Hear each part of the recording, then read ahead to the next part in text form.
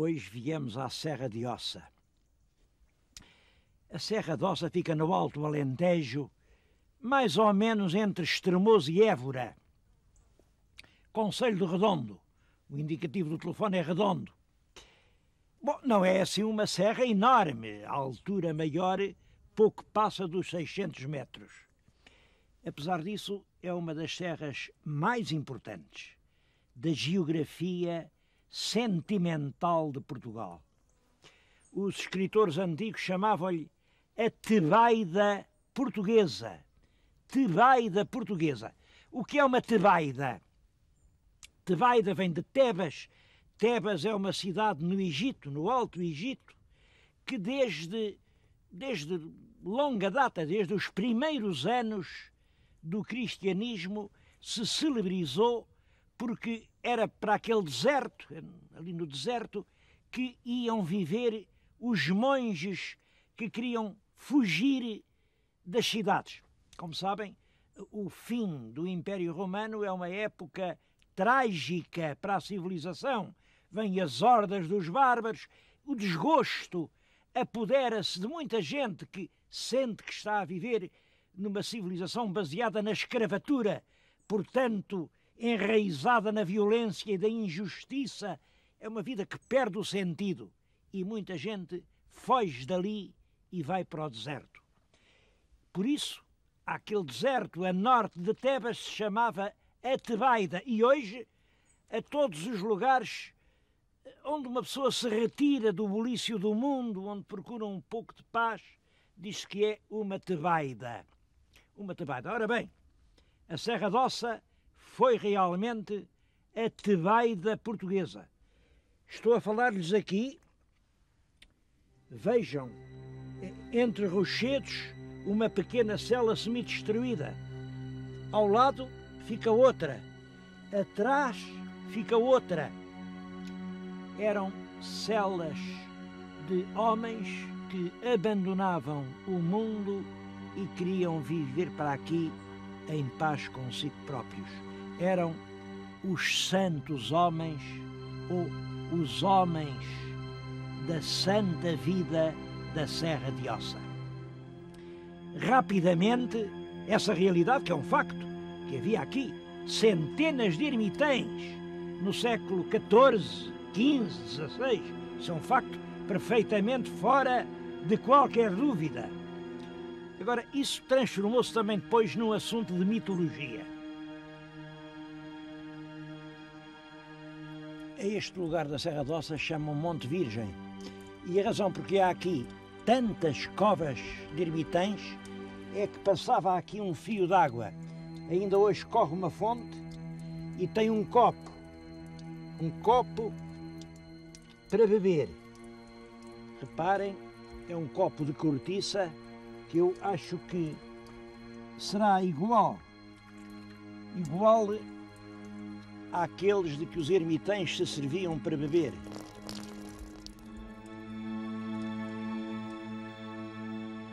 A vida dos eremitas era um tema predileto na devoção do século XVI, do século XVII. Bom, assim como hoje estão na moda os CD-ROMs, nesta altura a moda era os eremitas. Toda a gente falava nos eremitas do deserto e nas tentações, sobretudo nas tentações. Calculam o que era lá um homem, estava ali, fechado, sem ver ninguém. O que é que o diabo lhes metia na frente? Há um quadro famoso no nosso Museu de Arte Antiga, às Gelas Verdes, que são as Tentações do Santo Antão. É um quadro que dá bem ideia da fantasia prodigiosa que havia, as formas que o diabo tinha de tentar um santo. Aquilo era mesmo de fazer um santo, desistir da santidade, porque eu estou-lhes a falar aqui, na Serra de Ossa, junto de um painel de azulejo que mostra essas tentações. Aqui está o bom santo, hein? O bom Santo Antão. Pois deste lado vem um diabo, um grande diabo, um diabo homem, e daquele lado Era uma diaba, reparem, uma diaba. E estão a tentar o santo. É claro, o santo é que não liga nenhuma aos diabos e lê, está debruçado sobre o seu livro, lê. Mas a devoção popular era tão grande que os diabos ficaram sem cabeça. As pessoas, à força de baterem aqui, pá. Olhem esta diaba, coitadita, como ficou. Aqui até foi preciso mudar o azulejo.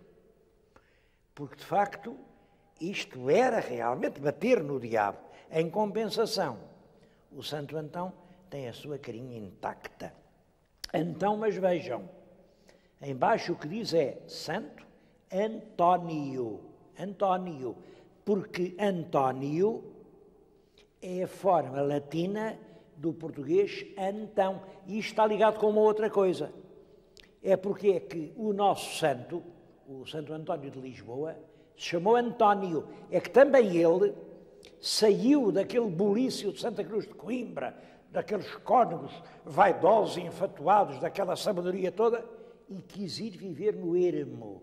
E impressionado por este exemplo de um santo que, refugiado na oração, resiste às tentações de todos os diabos, impressionado por este exemplo, mudou o nome de Fernando, foi o nome que puseram quando o batizaram, de Fernando para António. Não Antão, mas António, porque ele, claro, era cônego e sabia latim.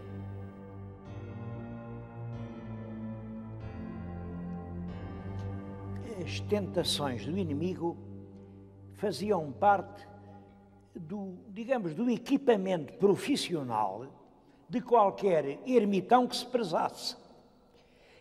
Há um texto português do século XV, é o Diário da Jornada do Condorém. Condorém foi como embaixador português no casamento de uma princesa portuguesa e depois escreveu o que lhe tinha acontecido.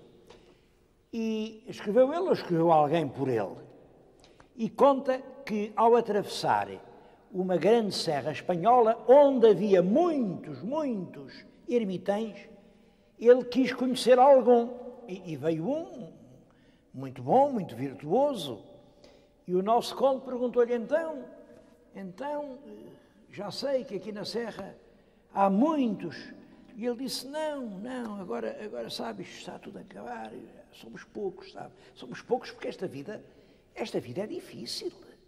O inimigo prega-nos cada partida que ninguém pode, sabe? A gente, pouco a pouco, olha, a gente vai desistindo, vão-se indo embora. Hoje já são poucos que aguentam. Mesmo a mim, eu continuo, mas mesmo a mim, já me tem acontecido encontrá-lo. Não faz agora muito tempo que ao fundo da minha horta estava um bode enorme. Bom, eu julguei que o bode vinha, era Deus que mudava, vinha ali para eu me servir dele, mas não, aproximei-me, o bode gatinha por um penedo acima, eu quando vi aquilo percebi, e claro, fiz o sinal da cruz. Aí o bode deu um estouro, bum, fez uma grande fumarada. Não calcula o senhor conde como aquilo cheirava a demónio. É claro que era o inferno.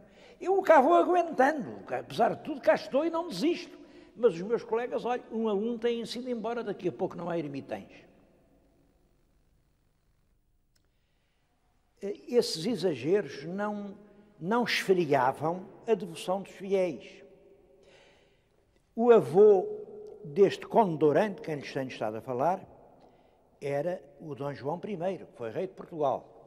Rei de Portugal em virtude de uma revolução popular em Lisboa. Mas isto de revoluções nunca se sabe como é que vai acontecer. Pode dar para torto, pode resultar. Naquela altura não havia sondagens. E o Dom João I, preocupado, foi ter com o ermitão que havia em Lisboa, o Frei João da Barroca. Frei João da Barroca, eu acho que ele devia ser assim. Era um homem com grande barba, diz que era bom leitor de livros, eu acho que isto podia ser o Frei João da Barroca. E contava uma história. Ninguém sabia quem ele era, nem de onde tinha vindo. Ninguém sabia. Mas ele dizia que era do Oriente, vivia em Jerusalém e uma certa madrugada ouviu uma voz do céu que lhe disse: vai até ao porto de Jafa e lá encontrarás um navio. Entra no navio. O navio vai levar-te até ao lugar que Deus te destinou. O navio veio vindo, entrou no Atlântico, subiu, entrou a Barra do Tejo, fundeou, imaginem, no Caixo Sodré, e o Frei João subiu por ali acima. Ainda hoje se chama Rua da Barroca, o sítio onde ele morava. Imaginem para o Frei João. Pois bem, foi a esse homem que o nosso Dom João I se dirigiu e perguntou-lhe: ó Frei João, o que é que dizes disto? Esta coisa da Revolução, eu não sei. Se isto correr mal, eu preferia ir para a Inglaterra. Eu já tenho tudo preparado, está ali um navio no Tejo, e o navio também me leva, o que é que tu dizes? E o Frei João da Barroca, lucidamente, disse-lhe: não, o teu lugar é aqui. Fica e não te arrependerás. E por isso era assim ao conselho de um ermitão vindo de longe que ao rei Dom João I de boa memória devia o seu sucesso na Revolução.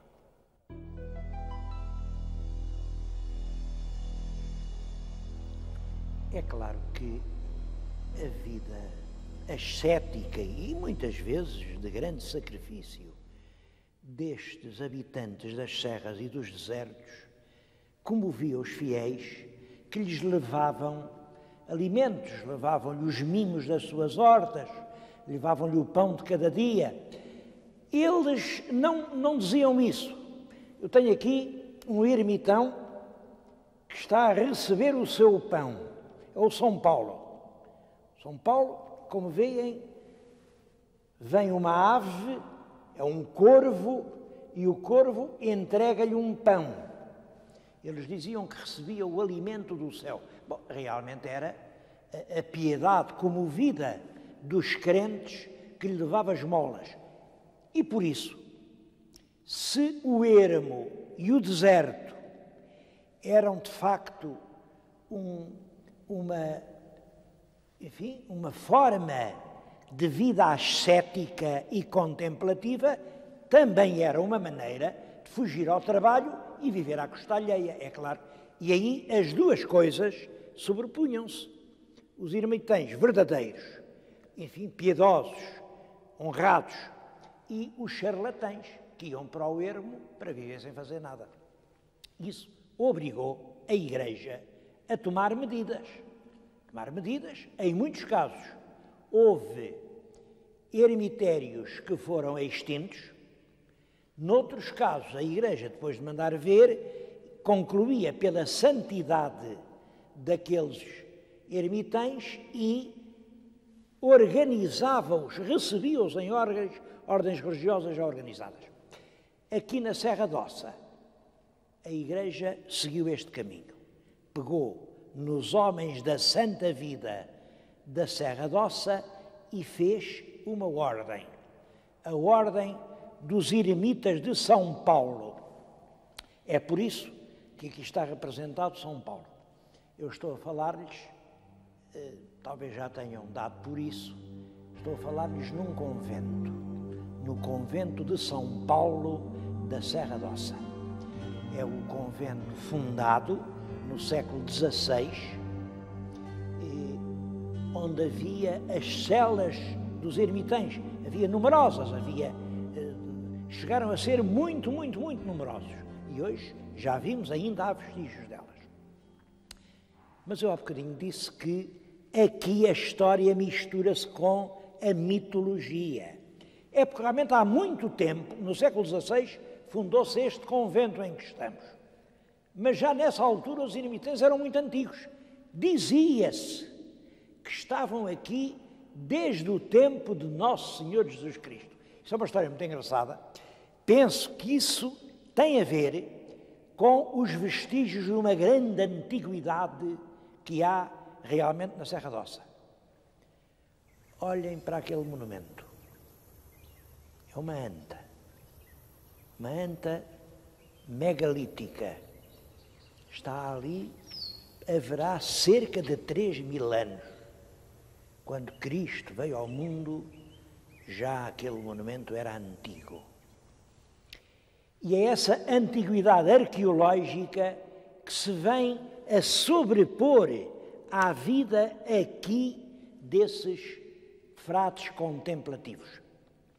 Dizia-se que quando São Paulo veio à Espanha, ordenou bispo de Lisboa um São Gens. Isto é também muito curioso, porque em muitos pontos de Portugal existe este nome, São Gens. E são sempre pontos altos, cabeços de São Gens. Aqui, o sítio mais alto da Serra d'Ossa é exatamente o Pico de São Gens. É um dos maiores mirantes de todo o nosso país. Do alto de São Gens, a vista só longe, Beja, e avista-se, noutra direção, o Cabeço de Palmela. É todo o sul de Portugal que se vê dali. E lá estava uma capelinha de São Gens. Uma capelinha que está miseravelmente destruída, vandalizada, profanada. É uma vergonha o estado daquilo. Eu nem lá vou, porque eu não quero que os meus telespectadores vejam a que estado deixamos chegar as nossas mais venerandas relíquias. A lenda diz que São Gens foi o primeiro bispo de Lisboa, sabemos perfeitamente que não foi, e que os mais antigos eremitas da Serra d'Ossa eram cristãos que fugiam às perseguições dos imperadores romanos. Isto logo no princípio do cristianismo. Essa história liga-se com uma lenda, uma outra lenda, a lenda de que São Paulo andou na península. Justamente o São Gens seria convertido pelo São Paulo. Ora bem, São Paulo, que é uma das grandes figuras, essa sim uma figura histórica, uma das grandes figuras da história da Igreja, nunca veio à península. Mas lá está, são as tais lendas que têm 10 reis de verdade. São Paulo correu o império a falar aos pagãos. É realmente o grande apóstolo que leva a palavra da religião nova aos centros do paganismo. E tencionava vir à península. Há uma carta que ele escreve aos romanos, em que ele diz: eu tenciono ir à península e quando for para lá passarei por Roma. Bom, tencionava vir, mas é um projeto, não há prova alguma de que se tenha realizado. E não duvido, tenho a certeza que se ele tem passado por aqui, essa passagem deixaria lembranças, como deixou por todos os lugares onde ele esteve. São Paulo era um grande pensador, era um orador de palavra ardente. Ele foi, por exemplo, a Atenas. Foi a Atenas e aí aquela religião nova de que ele falava, esse estranho Deus de que ele dizia que trazia a palavra redentora, isso impressionou os filósofos. E os filósofos estoicos disseram-lhe: mas que Deus é esse? Esse estranho Deus de que tu nos vens falar? E convidaram-no a ir até ao Areópago, era o lugar ilustre onde se expunham ideias, e ele fez aí a famosa oração a um Deus desconhecido, em que ele diz: vós, atenienses, vós acreditais em muitos deuses, aqui tudo tem honras de Deus, peças de ouro e de prata, e de pedra e de madeira, tudo são Deus, até encontrei numa das vossas ruas um altar e aí diz, altar a um Deus desconhecido. Quer dizer que vós acreditais em algo que não conheceis. É de um Deus desconhecido que eu venho para vos falar. Imagina-se perfeitamente a emoção que uma mensagem dessas devia trazer. E ainda hoje é célebre essa oração a um Deus desconhecido. Mas não foi ele que veio aqui, o cristianismo entrou na península mais tarde, bem mais tarde, pelo século IV. Acho que não foi trazido por santos, foi trazido por soldados das legiões romanas. É certo que no século IV, aos primeiros mártires, aqui na Serra d'Ossa só tenho a certeza de que havia ermitães no século XIV. Isso é verdade. O rei Dom Fernando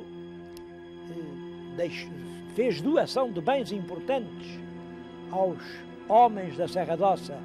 E depois de Dom Fernando, o rei Dom João I, e depois de Dom João I, Dom Duarte, e depois de Dom Afonso V. Olhem, El Rei Dom Sebastião, antes de ir para a batalha terrível de Alcácer Quibir, quis vir rezar aqui. Ainda aí está o quartinho onde ele dormiu aquela noite, quando ia de caminhada para a batalha de onde nunca mais voltou. E foi depois dessa batalha, foi depois disso, que foi criado este convento, como hoje se vê, já pelo cardeal Dom Henrique, em 1578, o próprio ano em que Dom Sebastião morreu. Por isso é um pouco estranho que o convento não tenha sido de São Sebastião, foi de São Paulo. Foi de São Paulo porque exatamente nessa altura, esse exemplo do santo teólogo e pregador, do homem que, através do mundo, comunicava e difundia a certeza de uma fé que nos salvava, isso estava na ordem do dia, precisamente eram tempos de reforma e contra-reforma, e é nessa grande maré da contra-reforma que é criado o convento de São Paulo dos Ermitães da Serra d'Ossa. Essa nova ordem de frades teve muito êxito. Espalharam-se rapidamente conventos um pouco por todo o país. Os meus telespectadores de Lisboa lembram-se da igreja dos paulistas, na calçada do Combro. Bom, essa igreja era a igreja de um convento de eremitas de São Paulo. O povo, para não estar com esta coisa complicada, eremitas de São Paulo, chamavam-os paulistas. Paulistas quer dizer frades desta ordem que ia da Serra d'Ossa. E assim foi até ao liberalismo. Nessa altura, como sabem, os conventos foram todos, os conventos masculinos, foram extintos, vendidos em asta pública.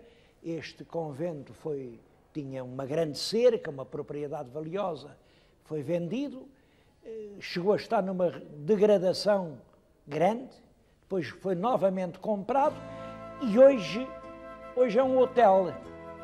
É curioso como um convento, um eremitério de vida austera e dura, se vem assim, pelas mudanças do tempo, a transformar em hotel.